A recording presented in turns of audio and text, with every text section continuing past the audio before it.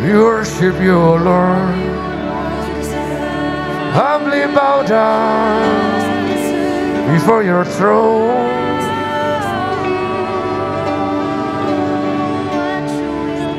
Your mercy and kindness, O God,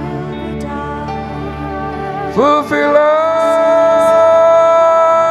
right now.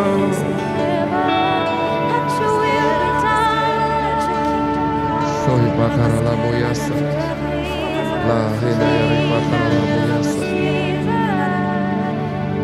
lepikara la moyasa. Bapa yang baik yang kami kenal, dalam nama Tuhan Yesus Kristus kami sungguh mengucap syukur. Terima kasih. Terima kasih untuk hidup ini. Terima kasih untuk kesempatan melayani. Terima kasih Kau angkat kami jadi anak. Terima kasih Tuhan Yesus.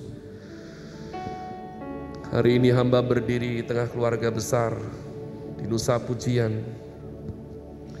Hamba lepaskan roh hikmat dan wahyu, sehingga sungguh-sungguh kami disanggupkan untuk mendengar dengan baik, mengerti yang kami dengar, dan punya nyali untuk melakukan yang kami mengerti.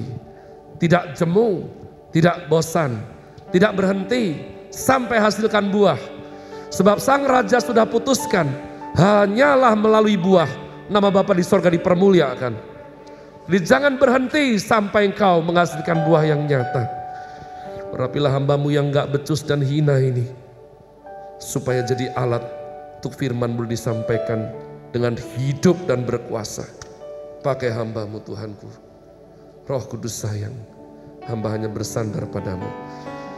Mari semua yang sambut firman Tuhan penuh sukacita bersama katakan amin, amin, amin. Haleluya. Thank you so much, praise and worship.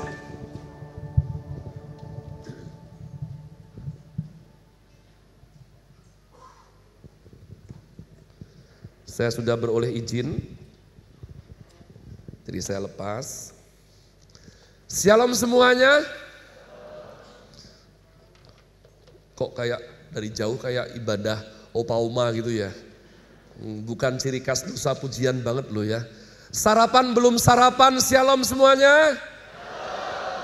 Tuh kan baru betul. Salam kenal, salam sayang. Saya udah pernah datang ding ya. Terkendala pandemi, jadi baru kali ini datang lagi. Saya bersama istri tercinta saya, Erin Julia. Bisa bangkit berdiri sayang, supaya jemaat jadi saksi. Ya, tolong awasi kami para hamba Tuhan itu ya. Nanti kalau jalan nggak sama ini, Anda lapor Dedi Arifin ya. Haleluya. Saya akan sampaikan firman Tuhan dengan tajuk Boldness for the King, yang merupakan tema daripada keluarga besar Rock Ministry umat Tuhan. Setelah kita belajar mengenai chosen by the King, delighting in the King's word. Kemarin faithful to the King. Sebelum faithful to the King, obesitas to the King.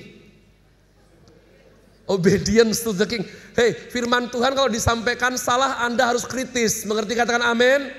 Jangan diam saja ya. Jangan bilang ini blow on, ini mana ada obesitas to the King. Anda harus seru. Seperti Israel itu bergemuruh. Aku dan keluargaku mau melayani Tuhan. Terserah kamu enggak terserah gitu ya. Jadi kita deal ya.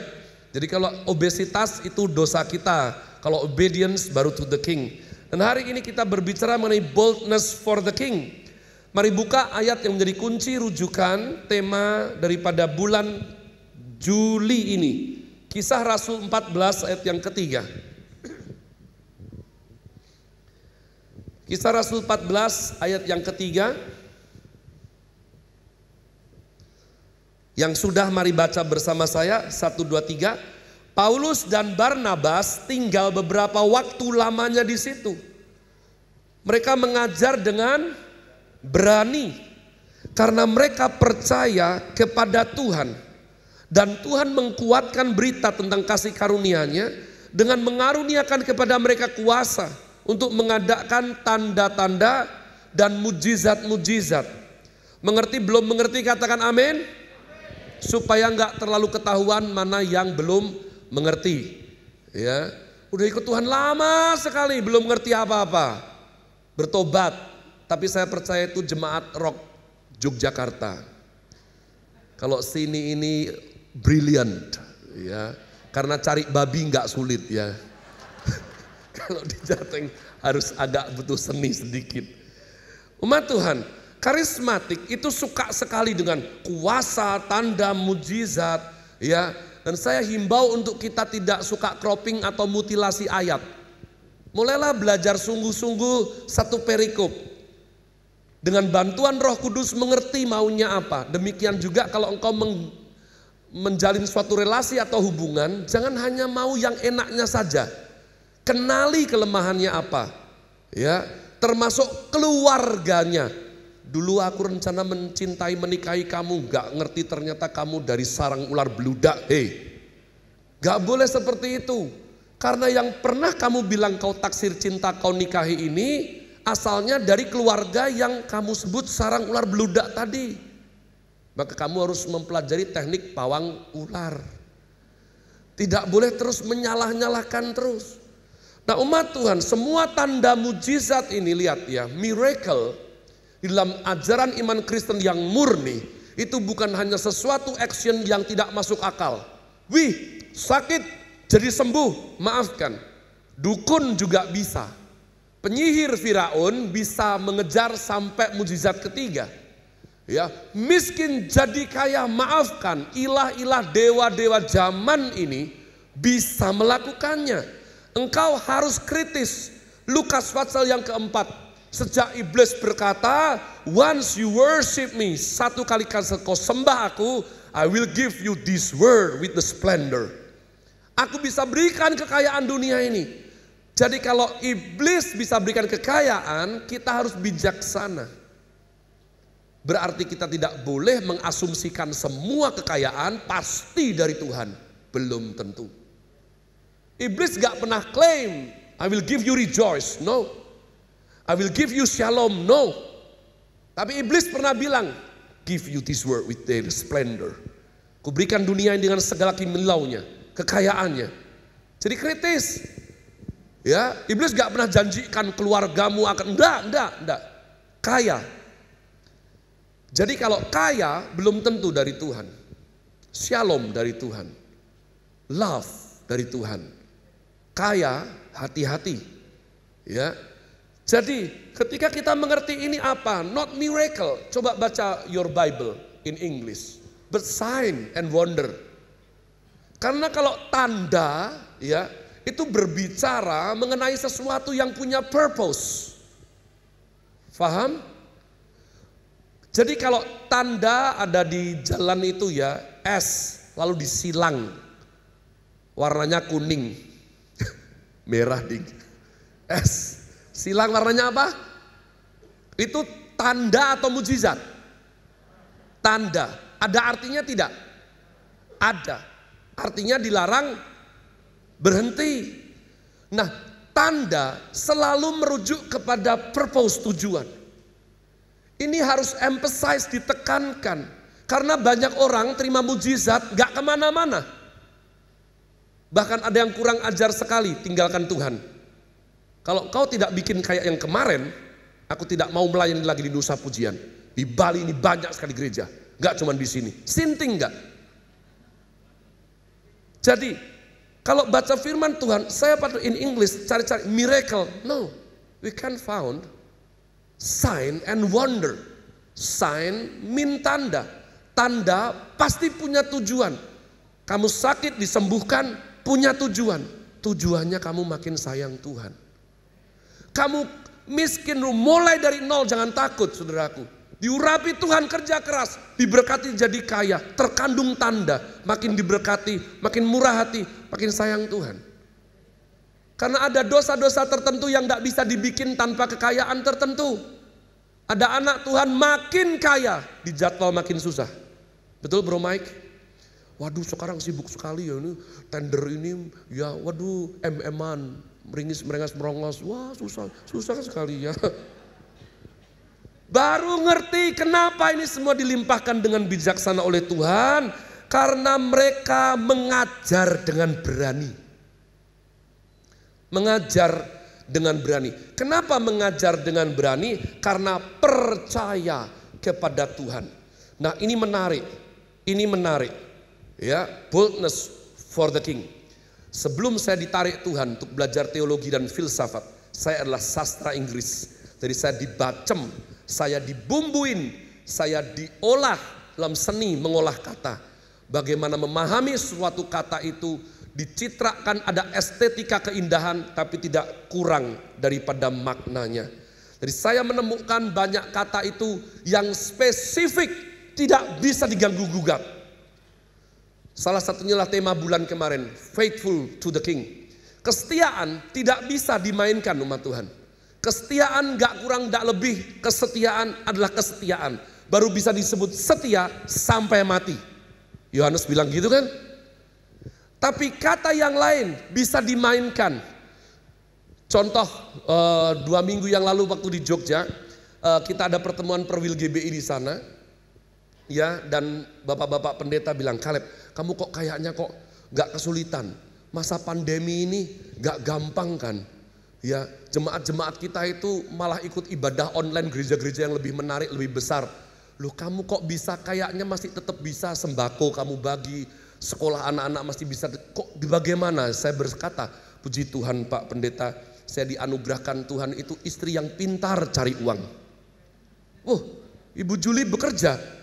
Iya, dia pintar cari uang. Itu uang sudah saya sembunyikan rapat-rapat di lipatan-lipatan kecil, saku celana, tas lama, dompet yang dulu, pasti ketemu. Dia pintar cari uang.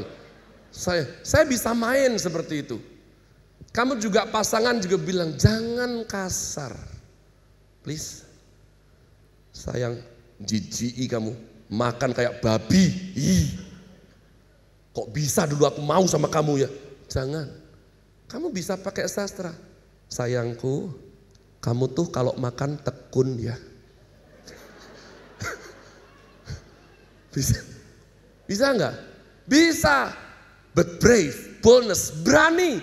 Berani nggak kayak faithful. Berani semua orang tampaknya bisa punya berani. Bandar narkoba berani tidak? Berani. Ya, anak terjun waterboom, berani. Berani. SMP kelas 2 hamil. Urang Marjan. Kenapa bisa hamil? Saya juga nggak tahu Pak Pendeta. Memang semua pendeta bego apa?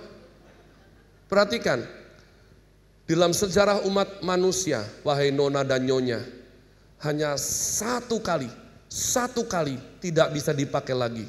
Seorang wanita berdalih hamil karena Roh Kudus. Hanya satu kali boleh oleh perawan Maria. Yang lain sudah nggak boleh lagi ya. Kok hamil? Kayaknya Roh Kudus. Kelahi aja. Ya, nggak bisa seperti itu. Berani. Karena tampaknya dunia ini nggak asing dengan berani. Teroris. By the way, saya mempunyai latar belakang yang cukup unik. Sebagai keluarga yang dipikir besar dalam keluarga yang terhormat dan memang terhormat. Sayangnya keluarga saya itu keluarga terhormat di kota Solo. Salah satu opa saya itu yang dulu nurunkan Mercy Tiger pertama kali Pak. Puji Tuhan ya. Itu harta itu tidak habis dimakan 7 turunan. Ya kami keturunan ke-8 ya. Pas habis Pak. Ya. Jadi saya besar di lingkungan yang sangat-sangat aduh-aduh. Di belakang terminal bis Umbul-Harjo. Ya. Jadi saya besar tumbuh lihat bagaimana itu banci itu merias dirinya. Lalu mereka berebut silikon. Kemarin sudah kamu pakai, sekarang bagianku. Saya tumbuh dengan seperti itu. Dan suatu kali sebelum saya bertobat nanti mengenal istilah komsel, komunitas bertumbuh. Di situ ada komsel sudah, komunitas copet. Pada waktu saya persiapkan ini firman Tuhan dengan tajuk boldness ini, ya saya teringat Roh Kudus bawa saya ingatan bagaimana dulu itu mereka kumpul, ya saya tidak sebutkan suku apa ya, tapi itu sukunya itu ya. Sukunya itu. Waduh, copet bener. Kamu harus berani. Kalau tidak berani tidak ada rezeki. Itu semua teknik yang sudah kamu pelajari itu, amalkan itu. Berani bro. Wah gila gak sih? Copet aja harus berani. Ya. Jadi tampaknya setelah berani itu gak asing di dunia ini, maka kita harus thinking. What kind of boldness? Keberanian macam apa yang diminta raja kita dari kita? Apakah kita, wih ngeri loh itu, berani transgender gitu? No. Di dunia ini kualitas kata berani, maafkan saya, ya sudah diperkosa habis-habisan. Oleh karenanya kita harus mentilik daripada firman Tuhan untuk mencari tahu keberanian yang dihargai sorga. Itu keberanian yang seperti apa. Nah, ketika saya memahami dan belajar mengenai boldness for the king ini, kita harus berpikir kritis umat Tuhan. Saya rindu semua yang mendengarkan firman Tuhan yang disampaikan Bapak melalui saya. Think, ya, use your brain and your mind. Karena kita itu diciptakan untuk memahami. Percaya terlebih dahulu, tapi mengerti yang kita percayai. Engkau yang sudah Kristen lebih dari 3,5 tahun, engkau harus mengerti Trinitas itu apa, Kingdom itu apa. Kita ditebus bagaimana. Itu doktrin-doktrin dasar, saya anjurkan engkau belajar. Nah umat Tuhan, pada waktu saya belajar firman Tuhan, ya rupa-rupanya kata berani itu tidak lazim. Tuhan tidak ajarkan. Yang Tuhan ajarkan, takutlah akan Tuhan. Itulah permulaan bijaksana. Jadi angle kita berani itu karena takut ternyata. Dan memang seorang bijak berkata bahwa keberanian itu bukan the absence of afraid or fear. Ya, kita tuh berani bukan lalu nggak ada rasa takutnya, enggak. Tapi kita berani justru karena kita itu takut, tapi ada kebutuhan yang lebih mulia yang harus kita perjuangkan. Mengerti, katakan amin? Merdeka. Jadi ternyata takut. Ingat the falling of human in sin. Kejadian 3 ayat 15, manusia pertama jatuh dalam dosa. Itu kenapa itu terjadi? Sudah enak sekali loh difasilitasi. Semua pohon buah ini boleh you makan kecuali yang tengah itu pohon pengetahuan baik dan jahat. Kenapa mereka langgar? Kenapa mereka langgar? Karena mereka bukan berani langgar, mereka kurang takut sama Tuhan. Faham angle-nya? Jadi akar keberanian dalam Kristen itu bukan berani karena percaya diri, bukan. Tapi berani karena takut akan Tuhan. Takut kalau kita bikin sedih Roh Kudus. Takut kalau kita bikin susah pasangan kita.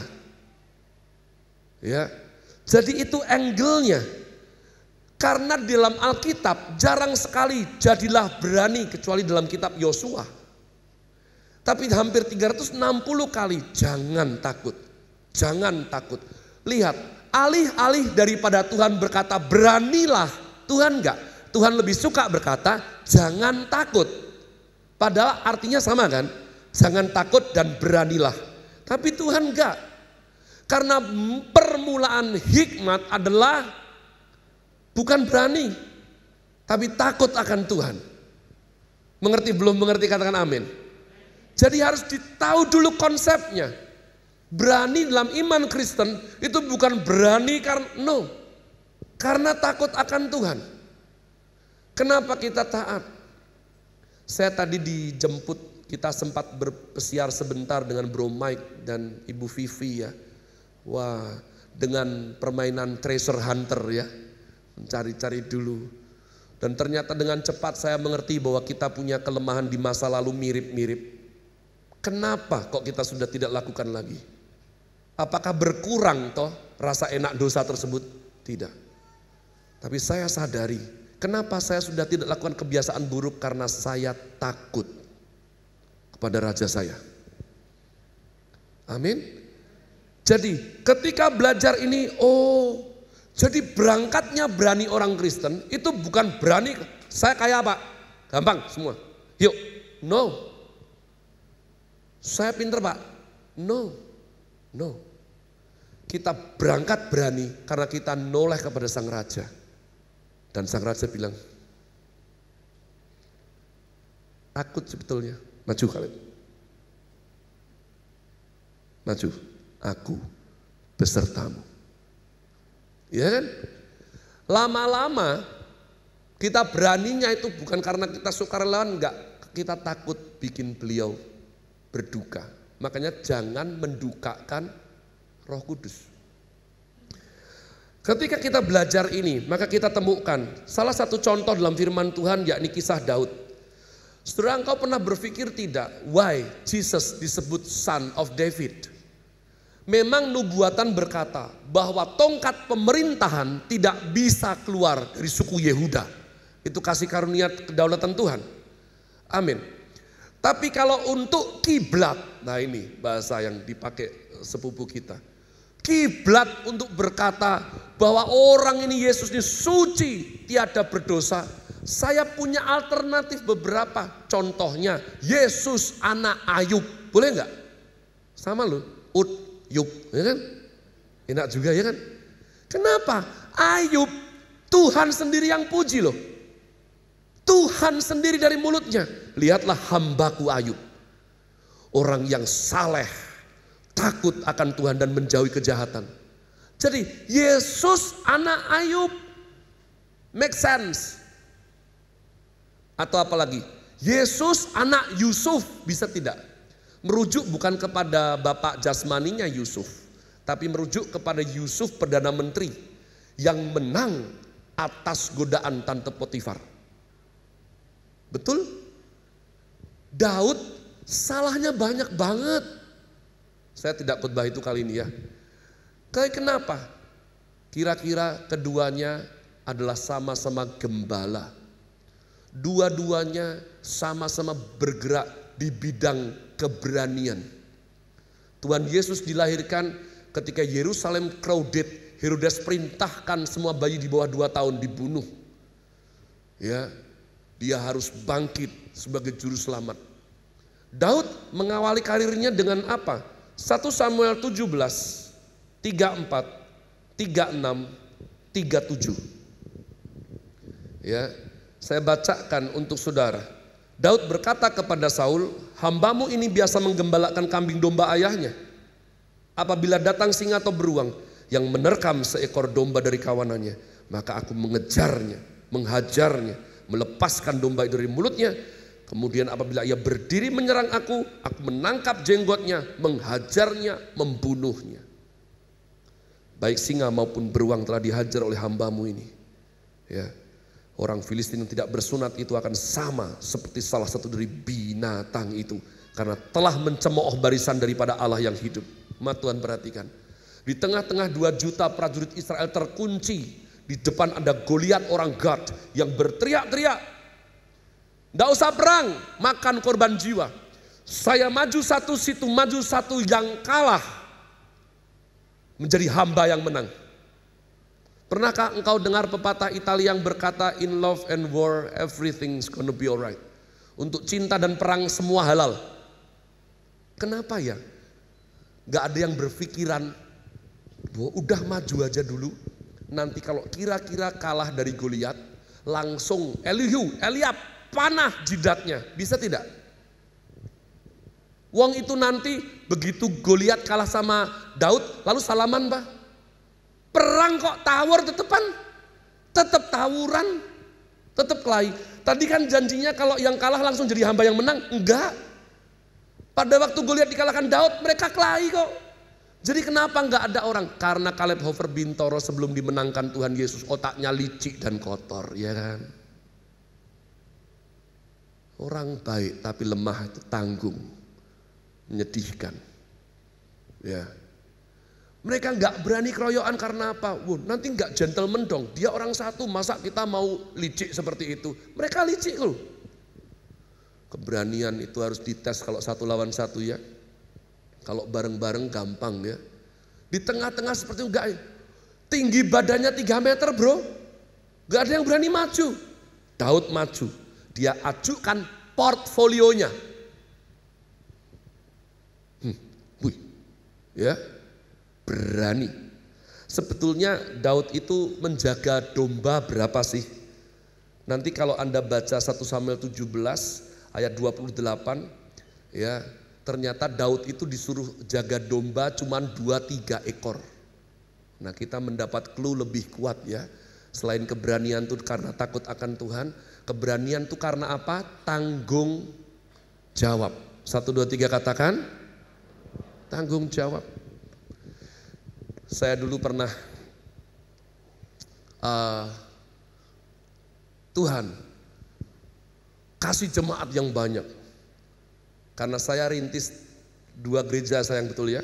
Dan berakhir yang gereja pertama di Jogja 900, gereja kedua pas kita tinggal 1700 jemaatnya. Nah, sekarang saya 10 tahun ini menjadi anak rohani daripada Dedi Arifin, rintis dari awal lagi. Jadi kira-kira saya mempunyai masalah di otak itu kalau pendeta gembala berhasil itu jemaatnya banyak. Seperti itu. Suatu kali Roh Kudus itu menembak dengan tepat di hati saya. Sebetulnya kamu suka jemaat banyak kenapa sih? Nah ini ya. Pendeta yang baik itu mengungkap aib sendiri. Jangan pakai khotbah pakai aib orang lain ya. Nah puji Tuhannya kayaknya saya punya banyak stok aib sendiri. Jadi saya pakai punya saya sendiri. Ketika Roh Kudus tanya, kamu tuh kalau suka jemaat banyak emang kenapa sih? Saya pikir, ya supaya jiwa-jiwa dimenangkan. Halah. Di hati saya, di hati saya. Kalau jemaat banyak, persembahannya banyak. Kalau persembahannya banyak, kamu senangkan Kaleb? Saya, astagfirullahaladzim. Saya tahu itu di hati saya coba. Daud cuman gembalakan 3. Begitu berani. Gak mundur. Saat itu gereja terbesar adalah Pastor Saul. Jemaatnya 2 jutaan. Gak berani maju membela nama Allah yang hidup.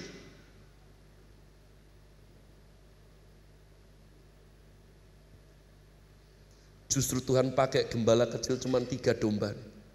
Aku maju. Tidak akan kubiarkan dia mencemooh nama Allahku yang hidup.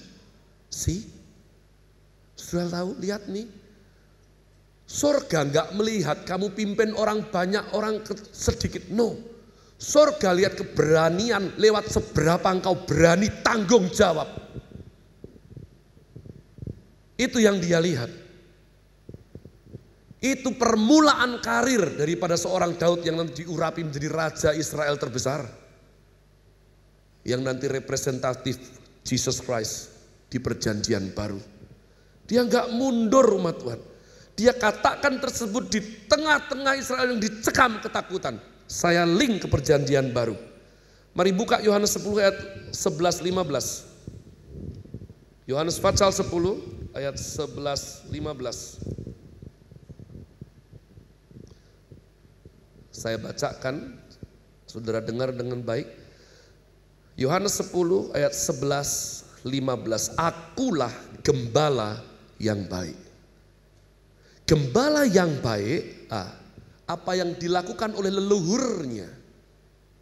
Yesus explain. Kepada siapa? Murid-murid. Kau harus notice ya umat Tuhan.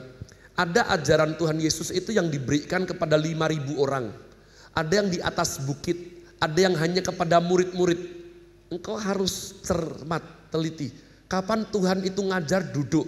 Kapan dia berdiri. Kapan dia berseru. Kapan dia marah. Itu ada terkandung emas murni. Amsal berkata, lebih berharga daripada emas tua sekalipun. Akulah gembala yang baik, kata Tuhan Yesus. Gembala yang baik kriterianya apa? Memberikan nyawanya bagi domba-dombanya. Lihat, kriterianya gembala yang baik memimpin 1.000 domba lebih. Enggak. Gembala yang baik ke Israel setiap tahun. Enggak. Enggak. Gembala yang baik punya album rohani minimal 3. Enggak. Ini enggak salah loh ya punya album. Maafkan saya. Enggak, ini firman. Ini firman. Gembala yang baik propertinya di mana-mana. Gembala yang baik enggak boleh miskin. Enggak. Jangan sesat. Kenapa kekristenan indah dan merupakan pedang Allah yang terkuat di muka bumi? Karena para warriornya, para gembalanya tidak takut mati umat Allah. Dia memberikan nyawanya bagi domba-dombanya. Just like King Jesus, right? Dia mati buat kita. Praise the Lord. Bukan suruh kita mati buat dia tuh. No. Sedangkan seorang upahan yang bukan gembala, lihat Tuhan Yesus compare antara gembala dengan seorang upahan, ya, yang bukan pemilik domba-domba itu sendiri. Ketika melihat serigala datang, meninggalkan domba-domba itu lalu lari. Tantangannya lebih ringan. Dulu pada waktu zaman Raja Daud yang turun singa sama beruang, ya. Tapi pada waktu Tuhan Yesus mungkin sudah makin banyak orangnya, singa beruang ke gunung, serigala kadang-kadang masih menerkam di padang belantara rumput hijau. Ketika melihat serigala datang, meninggalkan domba-domba itu lalu lari. Sehingga serigala itu menerkam, mencerai-beraikan domba itu. Ia lari karena ia seorang upahan dan tidak memperhatikan domba-domba itu. Akulah gembala yang baik, diulang lagi. Aku mengenal domba-dombaku dan domba-dombaku mengenal aku. Sama seperti Bapa mengenal aku dan aku mengenal Bapa. Dan aku memberikan nyawaku bagi domba-dombaku.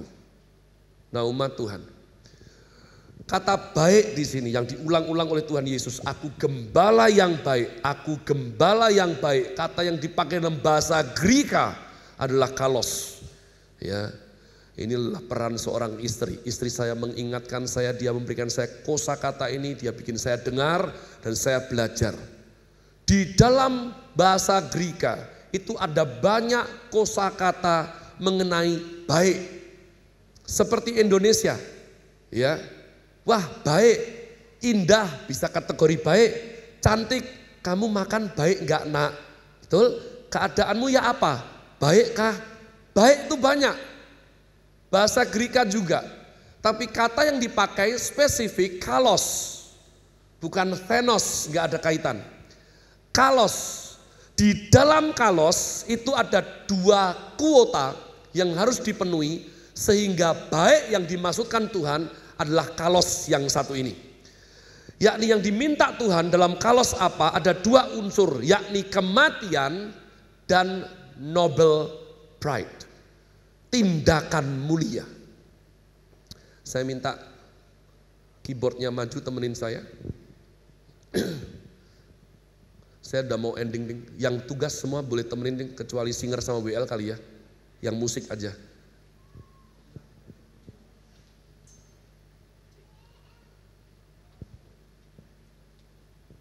Main yang lembut, piano aja lo ya. Yang lain jangan iri, nanti ada kesempatannya. Nah, jadi berani itu satu, karena takut akan Tuhan. Jadi bukan karena percaya diri. Berani itu karena kita tanggung jawab di hadapan Tuhan. Jadi perhatikan, anak Tuhan itu enggak, loh kamu kok berani kasih yang terbaik, upahnya berapa sih? Lihat, ya, Mas Handoko, gembala kalian, itu selalu share di Facebook, saya ikuti. Kemarin saya dikasih buku baru lagi, ya, saya belum bisa nulis buku, saya udah disuruh-suruh. Beliau produktif sekali. Ada hamba, ada putra. Ya, putra itu enggak hitung-hitungan, putra itu ngerti isi hati bapaknya. Kalau hamba, wani piro, ento opo aku. Ya, loh ini amplopnya nih kok karunia profetikku kok tipis ya ini. Tipis dan kok warnanya hijau. Wah itu kan ya hamba. Jadi umat Tuhan, kalos ini yakni kematian dan tindakan mulia. Piano aja non. Kok kayak Gregorian ya? Oh, by the way saya dulu Katolik ya. Jadi saya tadi mengingatkan, hampir saya nyanyi salam damai nanti. Nah gini, much better. Rupa-rupanya kematian dan tindakan mulia, kita diajari Raja Salomo betul. Lebih baik datang ke rumah duka daripada rumah pesta. Kita belajar banyak setiap kali di rumah duka. Kita melupakan banyak di rumah pesta. Sudah, yang penting party dulu. Masalah mulai berdatangan. Ternyata di dalam tindakan kalos atau aku gembala yang baik ini, itu harus terkait dengan kematian. Kamu akan mati bagaimana? Itu penting. Karena dalam kematianmu terkandung satu rentang kisah hidupmu. Perhatikan, gembala belum tentu kaya, tapi gembala itu sifatnya mempunyai dan membagi. Kalau upahan selalu kurang, makanya mencari. Kalau tanggung jawab dengan upah gak sepadan, dia lari.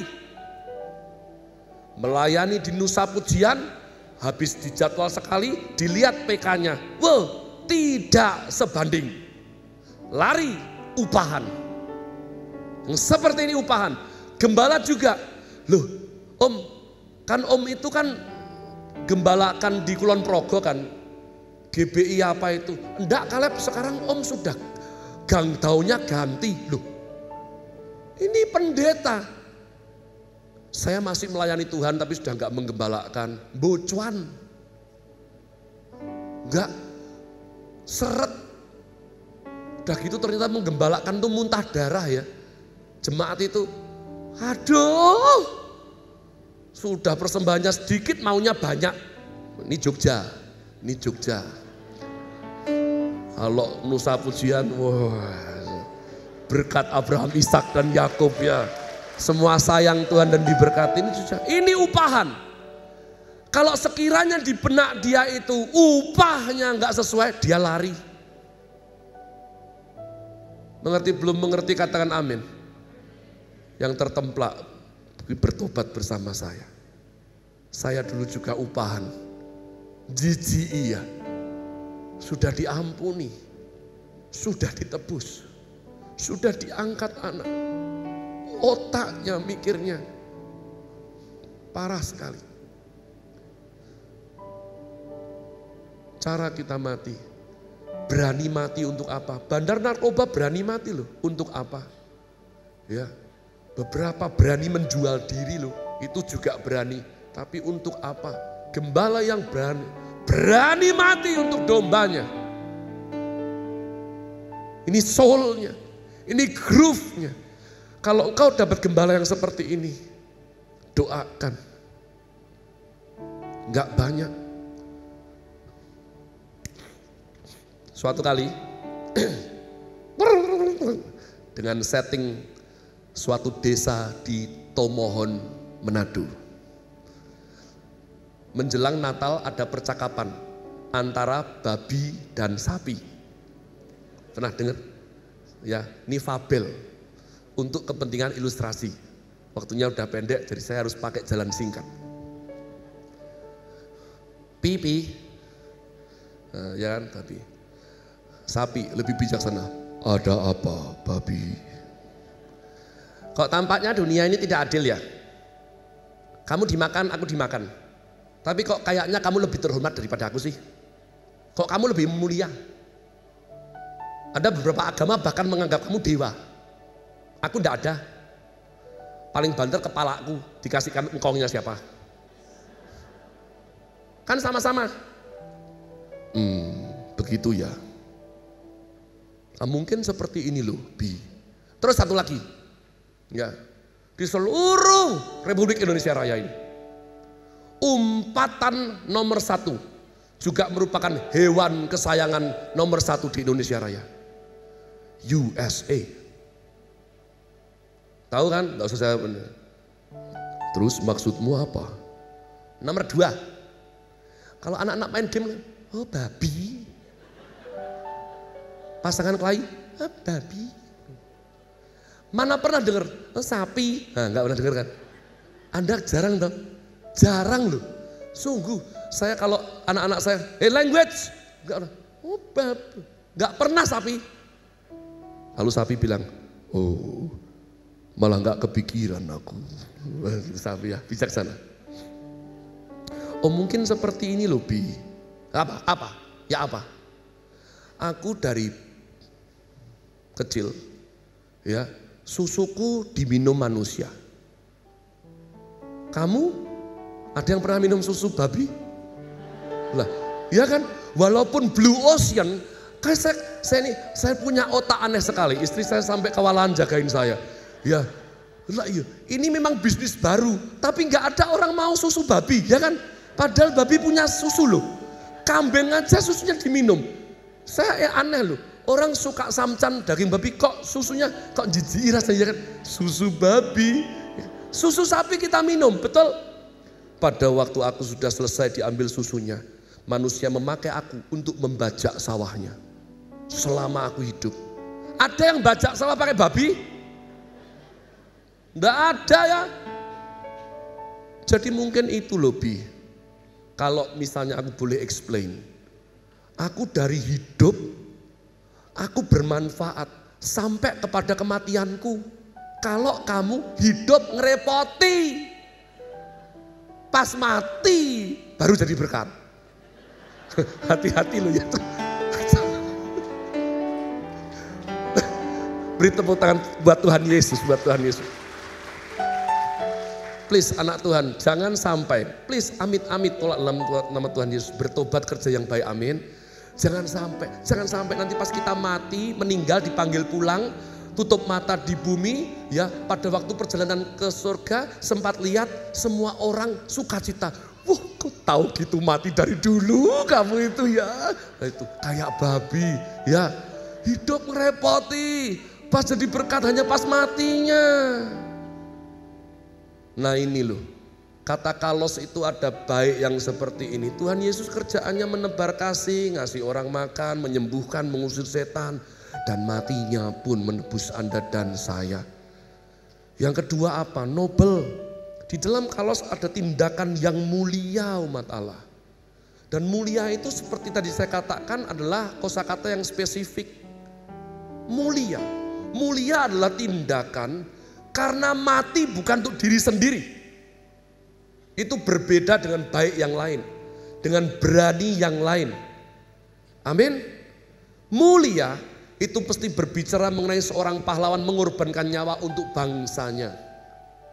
Mulia adalah ketika seorang guru di pedalaman gajinya tidak seberapa, tapi dia melakukan ngajar murid-murid dengan tekun. Mulia. Mulia adalah sesuatu yang membuat surga menoleh umat Tuhan. Mulia adalah ketika engkau dijahati, disakiti, engkau tetap bisa senyum rejoice, sebab engkau tahu penebusmu hidup. Dan engkau bilang, ini gak gampang, but I forgive you. Seperti aku sendiri diampuni, aku melepaskan pengampunan bagi kamu. Saya berdoa, supaya Anda dan saya dalam semua skop bidang masing-masing, boleh suatu hari dengan rendah hati, pas ketemu dengan Sang Gembala Agung, pantas untuk bilang, bukankah aku sudah hidup sebagai gembala yang baik. Mari bangkit berdiri umat Tuhan.